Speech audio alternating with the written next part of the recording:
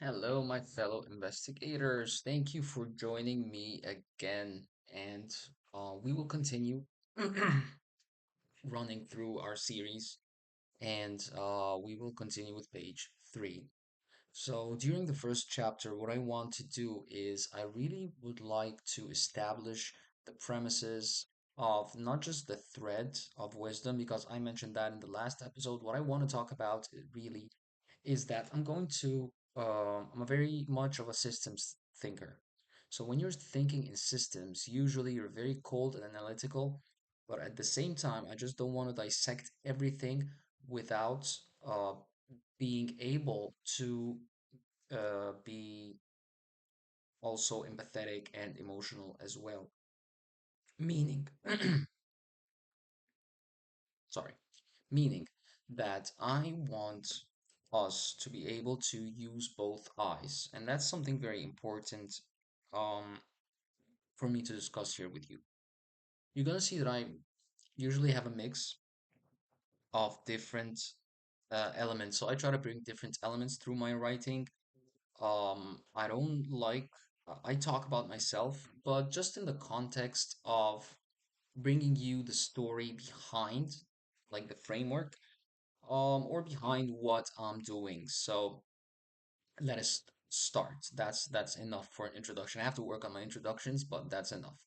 So imagine having the only door in you being shut at the age of 13, rejected and running in tears, not knowing where to go.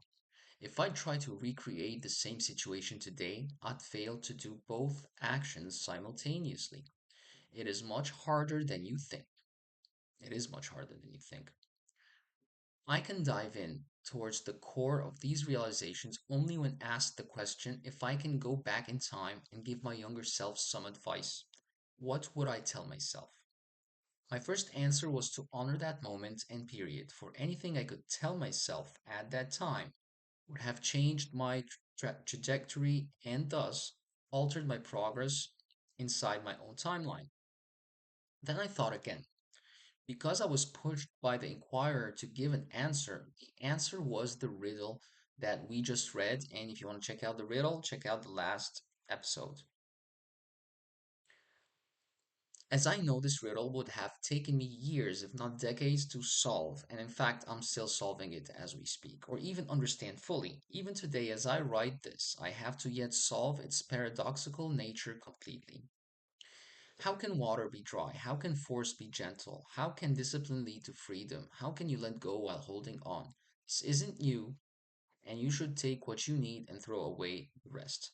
Hegel argues, and Hegel is one of the most important philosophers, 16th century, if I'm not mistaken, and one of the most complex philosophers. So Hegel argues that we cannot learn anything from history. Well, he basically said that the only thing that nations can learn from history is that we cannot learn from history. And it has two, Hegel's here wants to argue that nations do not learn from their mistakes. So that's the superficial meaning.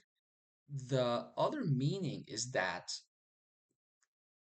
because we're learning from a different timeline, yes, human nature does not change throughout these timelines, but the timeline themselves and the conditions and the mentality and the speed of information, a lot of factors change, and thus studying history can sometimes become irrelevant. That's what Hegel wanted to argue, both on a superficial level and on a deeper level. And Hegel has a lot of different concepts that he used, but I just use this for a certain reason. So, men only study history to realize they cannot learn anything from history. I do not fully agree. And I say fully because we are bound as a collective and individuals to repeat some mistakes of the past, but the lessons and threads remain. Meaning, and let me explain that in a much cohesive way. So, what I'm looking at is not just the lessons learned from a specific history timeline of a nation, a country, certain people, a race. That's not what I'm looking at. What I'm looking at is not the rule of the winner writes history. That's not what I'm looking at. I'm looking at everything from um, different philosophy schools, not philosophy, just different schools in general, religions, philosophies, cultures, tribes, old sayings, common folk sayings, um, all of this information gathering, you will see that people have arrived at certain conclusions throughout different periods of history and different parts of human evolution. So no matter where we were as a race in our evolutionary sense and throughout our history, in different places around the world with irrelevant people, we have fundamentally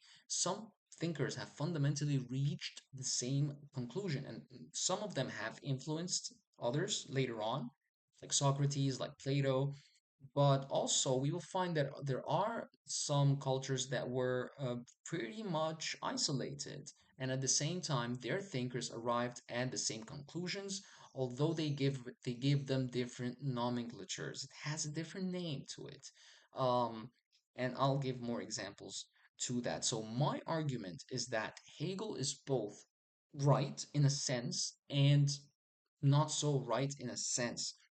I do believe that if that Hegel had lived in our during our time, he would have arrived at, because he's a pretty smart guy, he would have arrived at the same conclusion more or less that I have arrived to, or many have arrived to, is that yes, there it has a seed of truth, but at the same time, um, looking back at history is an important exercise in both the search of balance, the search for wisdom, and the search for a hierarchy, a framework, a system that can help us navigate the modern world.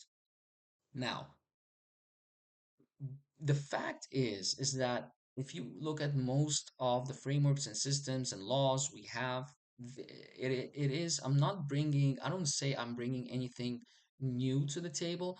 My What I think I'll be bringing is a kind of a translation, translating those concepts into the modern world, and applying them using modern references, explaining them in a way that we can relate to in terms of culture, but not just that, dissecting and giving you exact tools you can use to navigate the world right now, especially with information, how to make decisions, how to live a balanced life. So you can take whatever you need out of these tools. I will do, in fact, give a lot of practical advice, and that's important for you to know.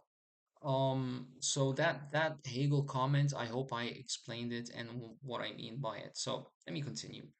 We have many idioms, popular sayings, different cultures, religions, prophets, stoics, and thought schools, stating opinions around almost the same concepts throughout different timelines and cultures. I don't believe Hegel ever traveled to the deserts of Arabia and spent time with the native Amazigh tribes of Siwa. That's a very specific tribe in Siwa that I have spent some time with, and I know their culture and history. They're a nomadic tribe that came from Morocco, and on their way to Saudi Arabia, they stopped in the oasis of Siwa, which is actually where I have frequented and visited a couple of times. And it's actually where the priests of Amun used to live, and it's also where Alexander the Great, when he went to Egypt to be coronated as the pharaoh of Egypt, he had to go to the Oracle of Siwa. There was a very famous oracle in Siwa. Nor did he get to know the indigenous tribes of Brazil and their myths and stories. And it's a very different contrast, right? Brazil, it's living in the jungle, basically, the Amazon, and you're in Sahara, in an oasis in the middle of the desert. But if you take a look at both these very separated cultures, religiously, linguistically, in terms of frameworks and just mental capacity and traditions and culture, all of that, you will see that they do share some common wisdom. So that is very uh, interesting to me. It's a very, very fascinating topic that these these common threads of wisdom have traveled. They haven't traveled, but they have arrived at the same conclusions, no matter the culture, the background, the language, etc. And that's very interesting. nor did he get to know the Ender myths and stories. There is a thread, a common thread between all these timelines, languages, experiences, and cultural backgrounds to learn and simultaneously take everything I say with a grain of salt. Please do. Please take everything I say with a grain of salt. Go do your own research. Form your own opinion, be informed, critical thinking. This is one of the main things we're trying to achieve here together. Um, there is a thread, all right. Yeah, be skeptical and double check. Use your own mind. He is no better than me. I am no better than him, and both of us, me and Hegel, are no better than you, my friend. And that is very, very important also to understand. Don't underestimate yourself. Listen to everybody, follow your gut, take what you need, throw away the rest, keep the rest, don't throw it away, keep it. You might use it someday, right? So that is the intro. That was the intro to the book. We are in page 4 right now. I so that was the intro to chapter 1. And yeah, we're gonna wrap it up here today. Thank you so much for joining me. Of course, if you have any questions, any discussions, anything at all, please leave it below in the comments, and I'll see you on the next one. Take care, my friends, and have a beautiful day. See you on the other side.